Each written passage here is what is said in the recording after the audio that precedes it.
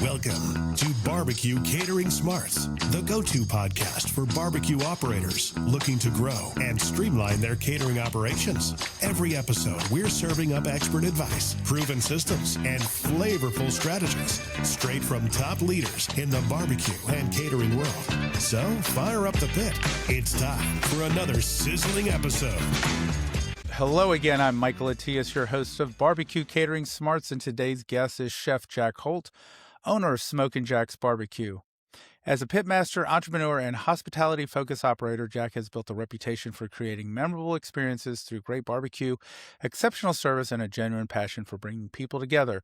From catering weddings and corporate events to growing new concepts and scaling his business, Jack understands the trust customers place in us for life's biggest celebrations. He also brings a unique perspective on the history, culture, and storytelling behind barbecue and how great food can become part of lasting memories, and we're excited to have him on the show today.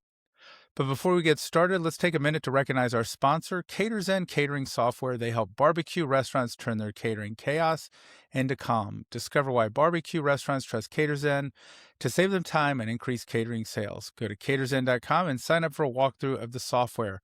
Now let's dive into this episode of Barbecue Catering Smarts. Welcome, Jack. How are you?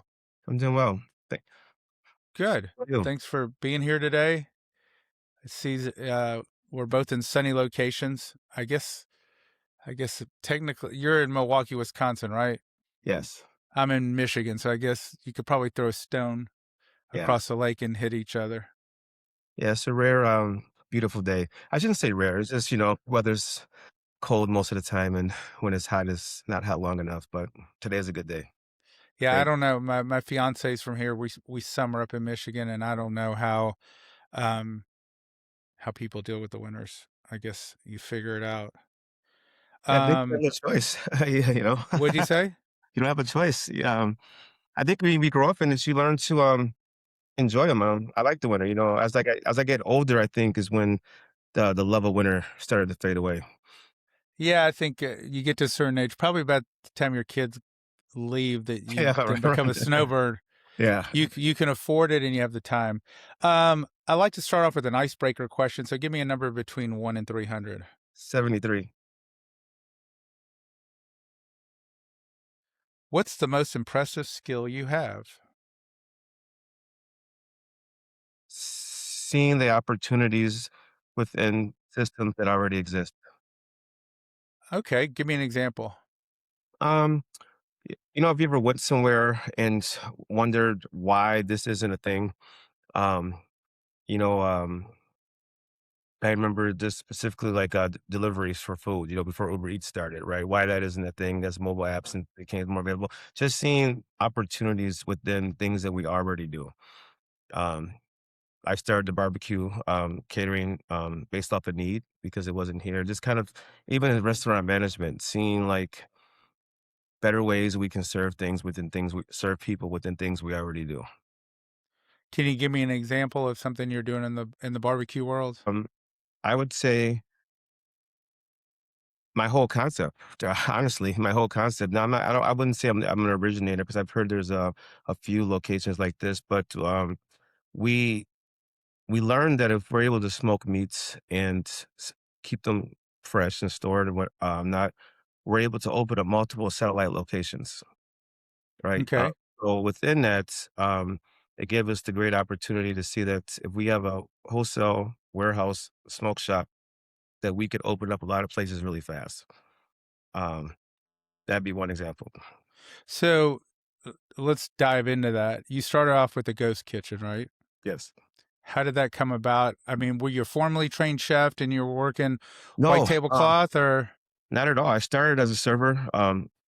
It was started in the kitchen, uh, running food at at a steakhouse, and kind of worked my way up the ladder to become a general manager, and then did that for about 15 years. COVID was the great equalizer in the world, and when everything kind of shut down, not only gave me but everybody else an opportunity to reflect on their life, what they're doing, and I thought it would be a good time to look at starting a restaurant or starting to provide a different type of food. At the time, we were a burger bar that had 5 locations. I wasn't an owner, just an operation manager, and they allowed me to use the kitchen to ship food out, and um, that's really how it started. I wasn't very good. I traveled around the country. You know, I went to Terry Black's in Dallas. I went to Gates in Kansas City. I went to a few places in the Carolinas. Um, Watched a lot of YouTube, called some chefs in. I still wasn't very good.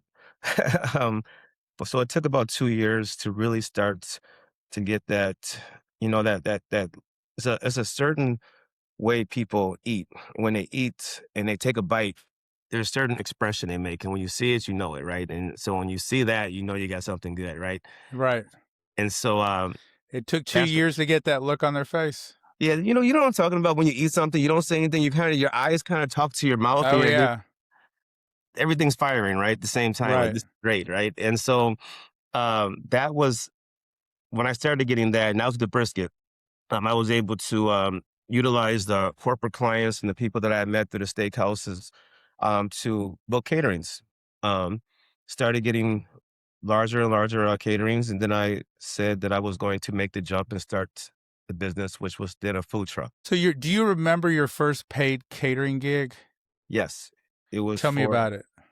it was um it was for I know the person's name, Nicole, but she had a large corporation. I knew her, talked about the idea, and they wanted to support someone from the community with their catering in February.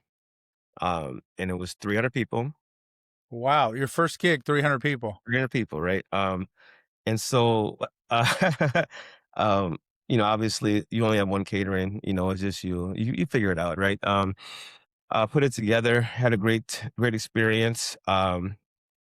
And luckily for me, one of the clients that were there had a wealth development company. And so she was always entertaining.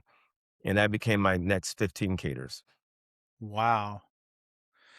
One thing begets another, right? So you got the 15, and then after how long before you said, okay, I need to take the show on the road? And Um, right after I got the check, I went and put a down payment on a food truck, um, and got started.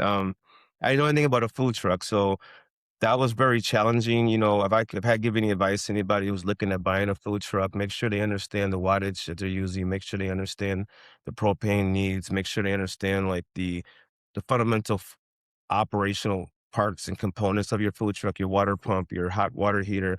Um, Otherwise, you just be doing it all over again. So right, I got a lesson the hard way of how to build a food truck because I did my wrong and I had no idea what I right. was doing. Um, but you live and learn. But that's if anybody's over starting a food truck, those are the biggest things to be mindful of. So how long before you had the food truck operational from that first event? About 4 months. And then did you just go park your truck in strategic locations and sell food at lunch? Did you use it for catering? What was the game plan? Well, I reached out to so my food truck was ready right when summer hit. And you got to remember, this is coming out of COVID. So everything's kind of open, but not really open. A lot Right, of festivals had closed for the first year, and for the COVID for 2 years. So when I got the truck, everything was the whole summer thing was starting over again, right? There was new right. contacts at all these different festivals, in Milwaukee, I'm pretty sure everywhere, there's park festivals, just community festivals all over, right? Oh yeah. So with new association chair people in place, it opened the door for me to build new relationships, and I was able to secure locations. And so basically I had it booked Monday through Saturday in different festival Oh across. wow. And how did that go for you the first year? It was good. Um, I'm fortunate that both my children are kids help me. My boy Jack is 30, my youngest is 19 now, but you know, um, so that was a lot of help. It was fun. It was a good experience. Were you able to cater while you were operating the food truck as well, or you had to do one or the other? We were able to do both. We it was kind of momentum thing. Like again, I think everything being closed and then us coming out um, gave us the opportunity to really connect with people and build a relationship. So every food truck event led to a new opportunity with catering, and then it just kind of stacked on top of each other. You know what I mean? Yeah, very nice. Very cool.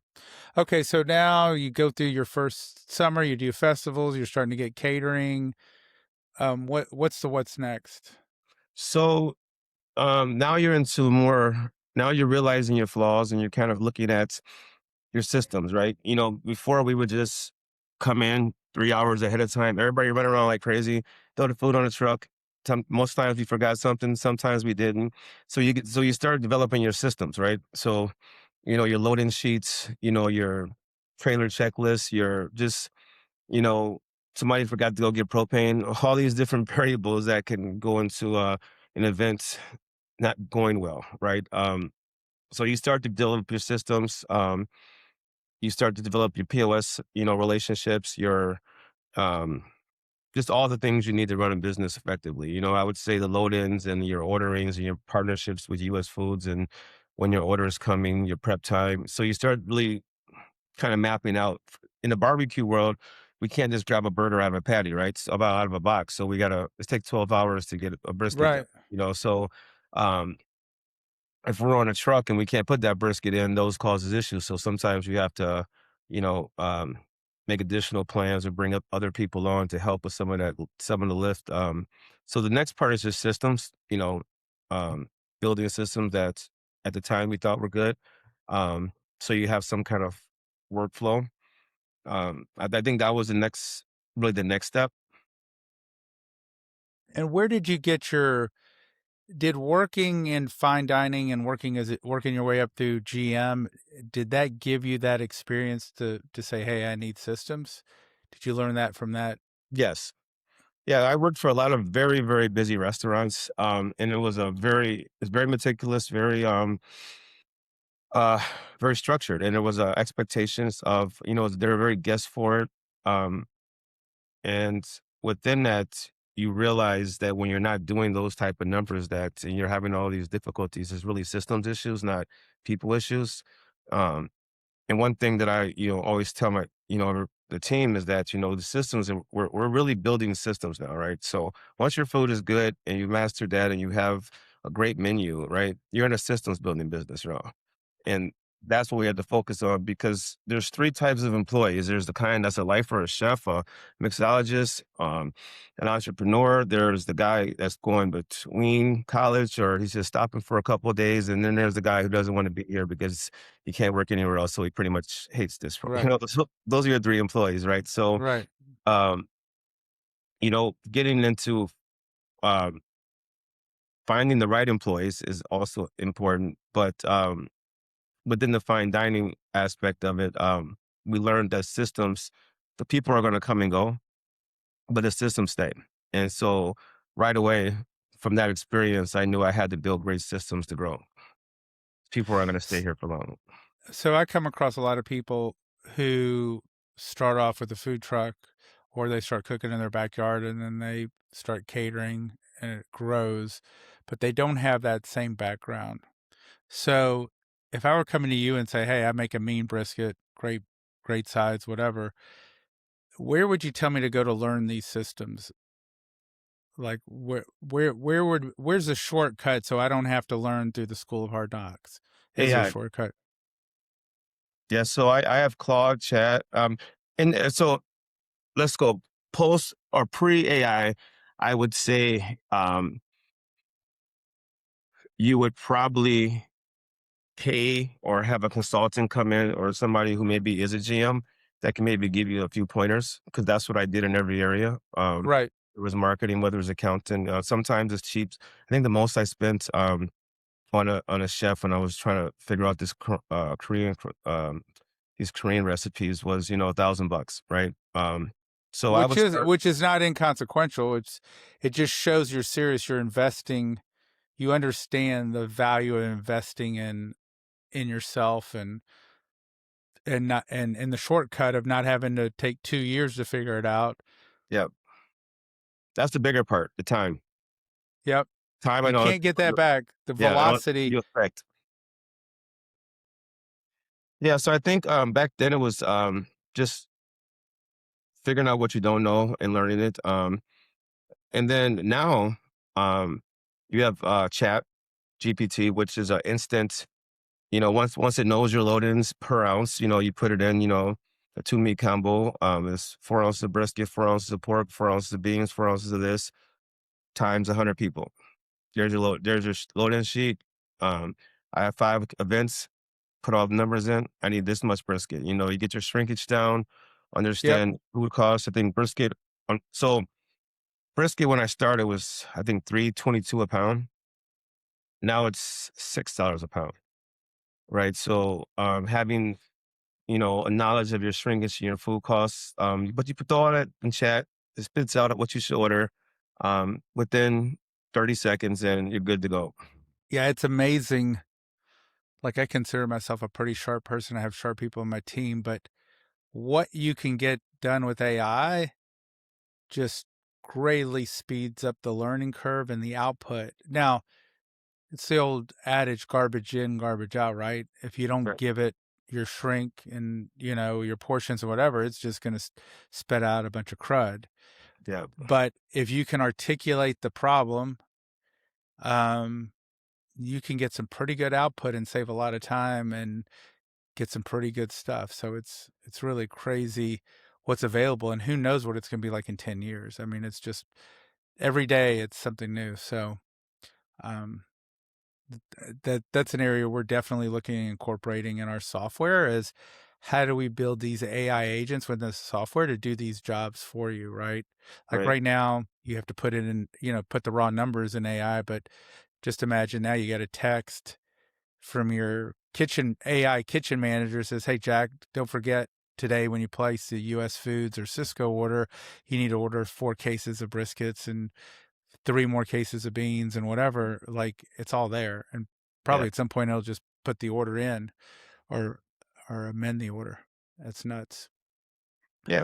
I mean, Um, people an opportunity. I think um and also it helps lighten the workload. So, as everybody knows, there was an issue with what people should make, what people thought for as far as pay goes. Because the restaurant model is pretty ancient, right? So when COVID happened and those prices spiked and the minimum wages went to a certain point, it was really went from like 14 an hour to like 20 an hour in a year, right?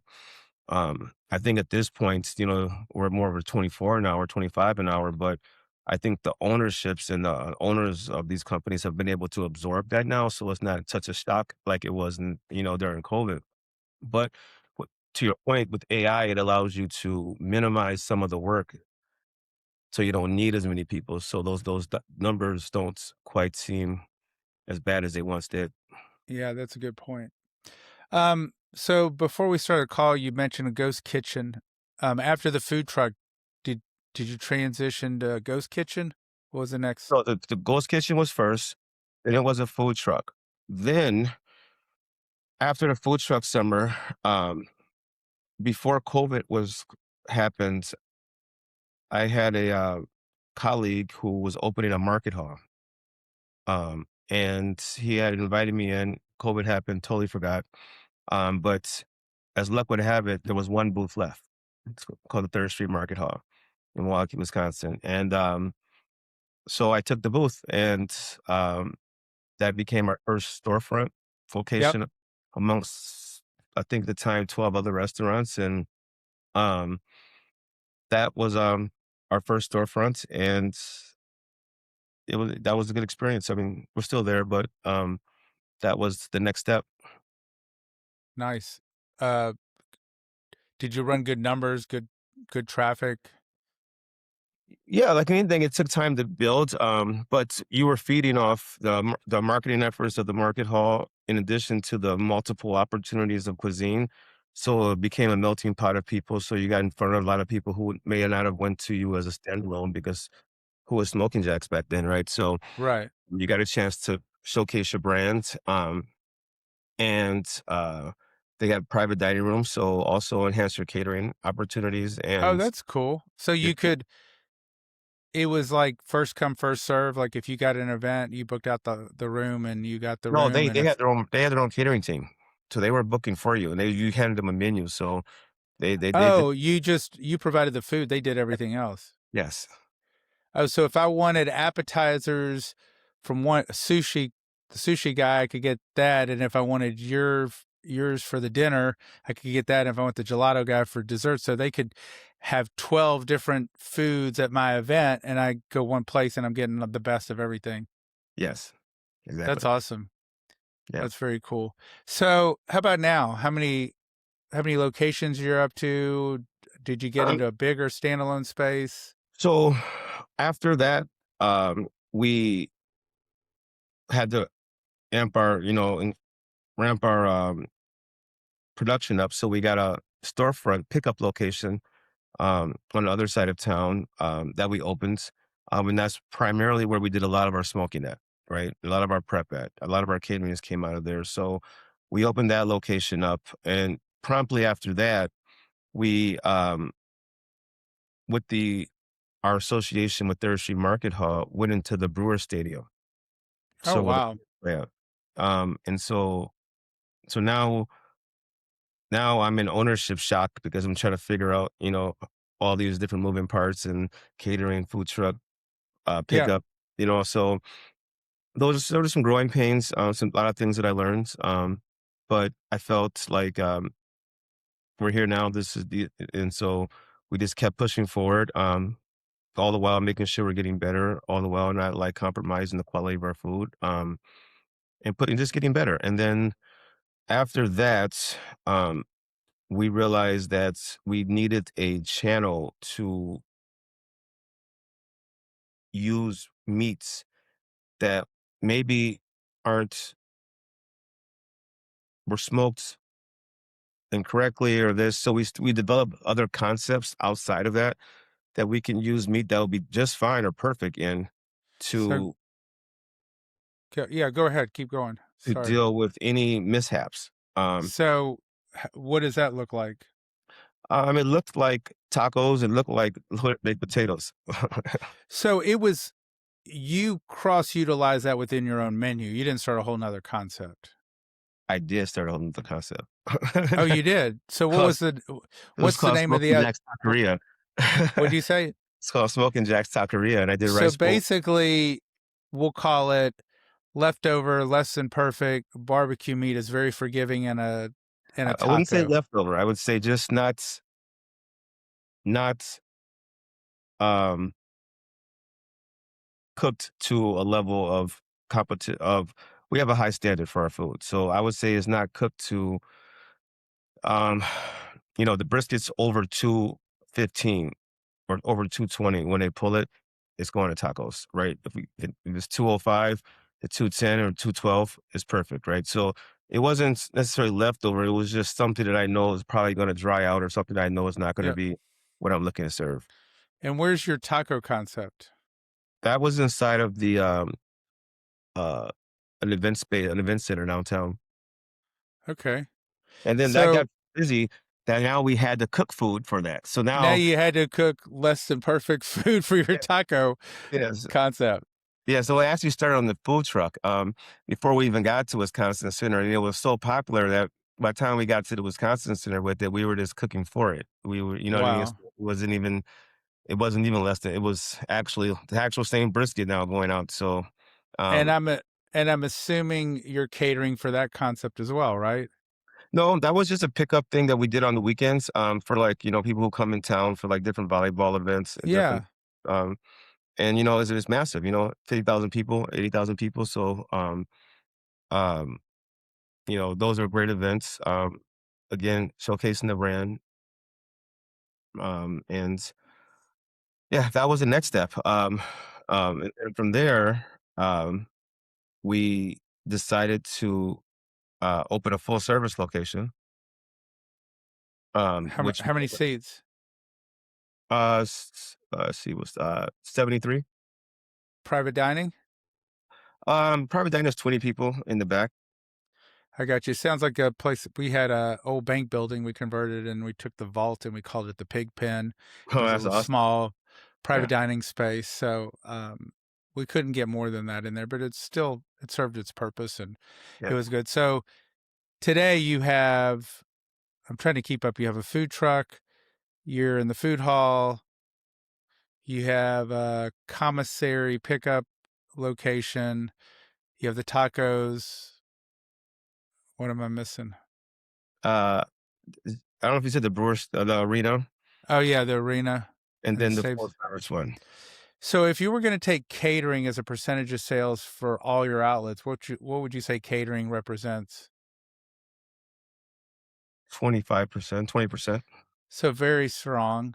Very And strong. obviously all these outlets just promote your catering, right? Right. Besides word of mouth and just being there and letting your customers know that you cater, do you have anybody out there selling catering, hustling catering, We haven't marketing it?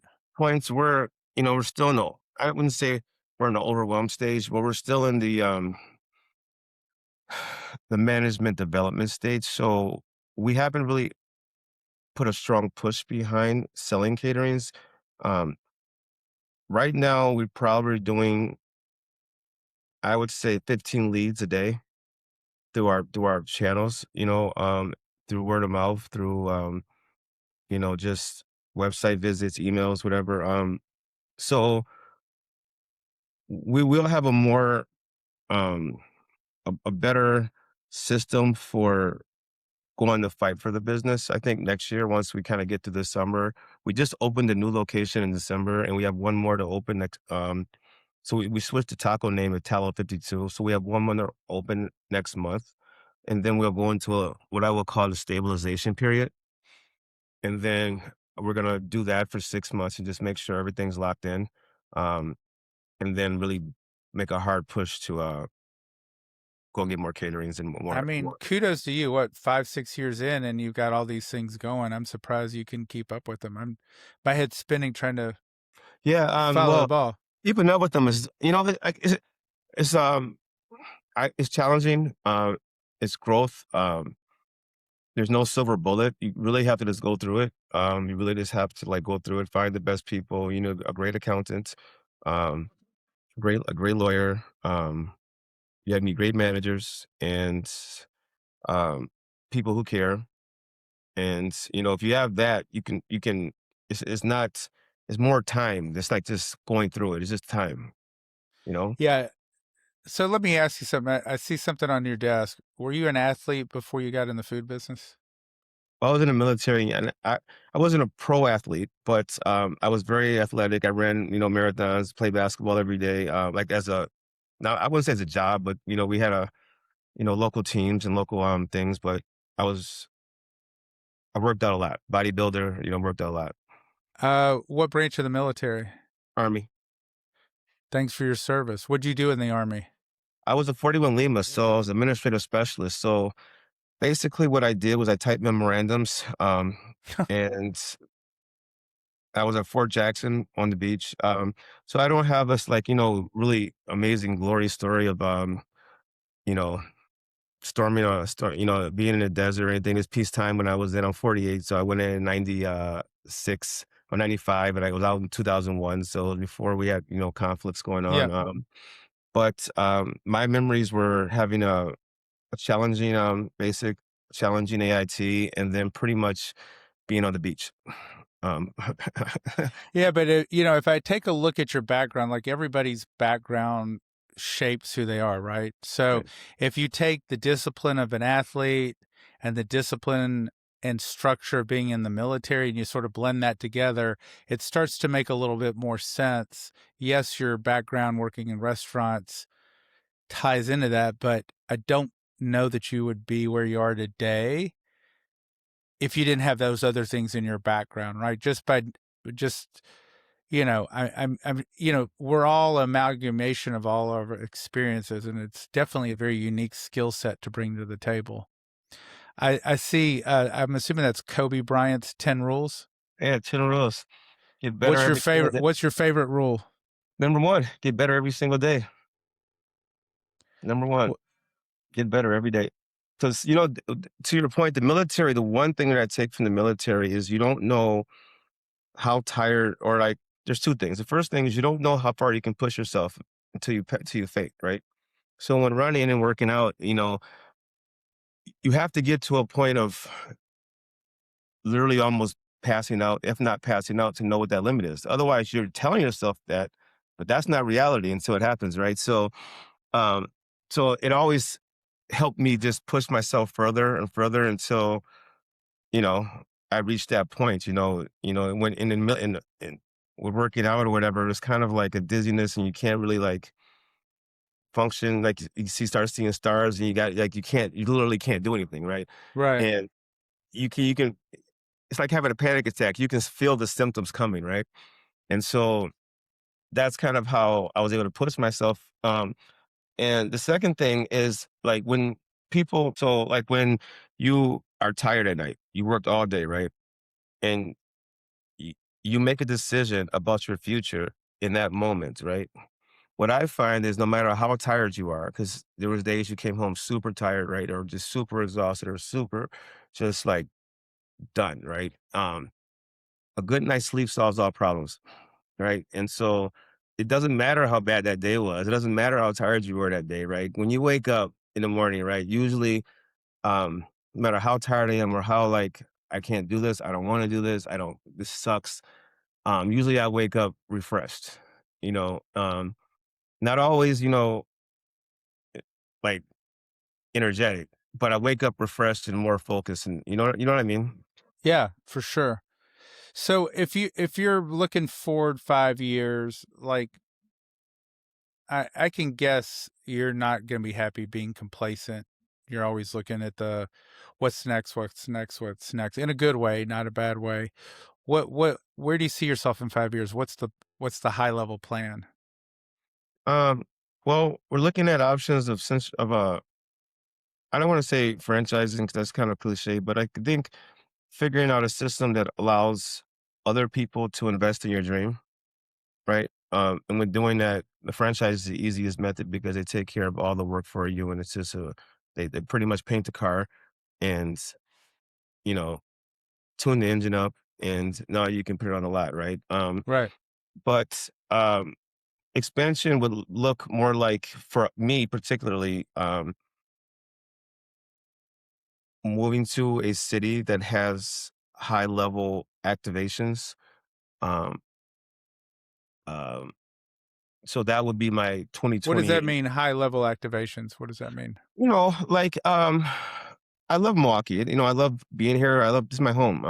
And I'm never going to leave forever. But there are other opportunities as a restaurateur in places that may offer $100,000, 100,000 guests per weekend type of activity.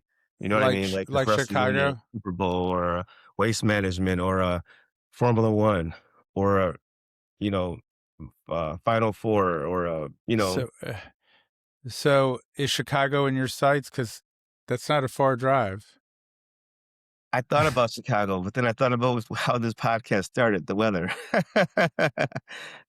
Chicago, honestly, Indianapolis is where I've seen from a personal mentor Yeah. this actually work, right? Um, Nice.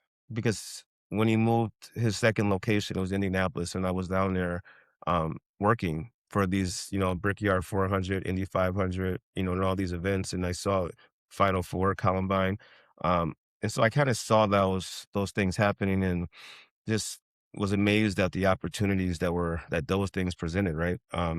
And so if I had to pick between the two, I probably would pick Indiana. Not knowing a lot about Chicago, I know a lot about Indiana. But I'm thinking more West Coast, like Vegas or area. Lot of blue sky territory for sure. Yeah. Lot of opportunity out there. And what's interesting is the longer you're doing it, the more opportunities that open up. Like I was with Corky's on the ground floor 9 months after they opened, waited tables. They started franchising. They got into rib shipping. Now they're on QVC. They crush it there. They're in grocery business. You know, there's so many opportunities. If you're doing a good job, there's so many opportunities that presents themselves, right? And it's you're really not limited. You could have your own TV show. I mean, some of these guys end up on TV shows and merch deals, and I think Oklahoma Joe's is a client of ours. No, they are a client of ours, but I think he sells smokers and pits and stuff. Yep. I'm like, there's just so many offshoots of what you're doing. And it sounds like, from the outside looking in, the way you're doing it and how quickly you're doing it and how judiciously you're doing it, like we come back 5-10 years from now, it's going to be like a whole different conversation. Yeah. So it's exciting So to see. what made you start the podcast? And like, obviously you said you have a background in smoked meats or in the barbecue world. What got you off the smoker and on the mic? So I worked for Corky's in college, was one of their first franchisees, did $1 million a year in catering out of a 104-seat restaurant. So when I sold out in '05, and I had this idea for catering software in college. I listened to the women on the phone ask the same questions. No software, nothing to tell you how many pounds of brisket or pork or how many chickens you need. And when I sold my restaurant, I built a software company. And we work with a lot of barbecue restaurants as a percentage of our customer base, because just about every barbecue restaurant caters full Okay. service drop off party rooms. It's a big part of the profit center. If you've got a deli, you may or may not cater, Italian restaurant, pizza, but barbecue is sort of Yeah. synonymous. So we talked about what could we do to have a bigger impact. So we're building this whole brand around. I rebranded my podcast.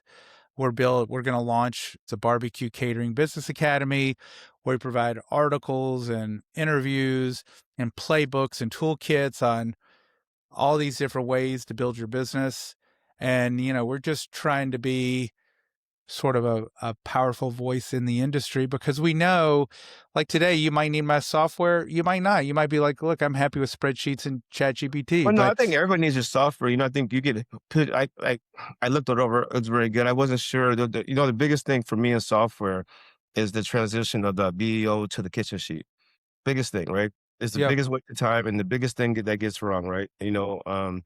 So to me, those are if that's all, if it has that software, I can tell you that functionality, I can tell you right now is probably worth it, because we use Triple C for a long time. No shade. But it's not really geared for what I do. Right. And quite frankly, I think your approach is going to be just so much better received, because you are focusing on, like, I think there's another one that's focused. I don't even know, but because you're taking a personal approach and reaching out to people, I think it's just going to resonate so much more. And I think you're going to be very successful in this. Uh, I appreciate that. Well, I understand the barbecue operator. I understand catering very well, but barbecue, I understand even better, right? Because I was in your shoes. I've done 5,000 person events and dealing with the same times of issues. So even though I'm out of the pit, I just bought an acorn smoker for my fiance's backyard. yeah. I've got a friend who has a green, a Kamado, and he loves it. And so I'm going to play around with it this summer.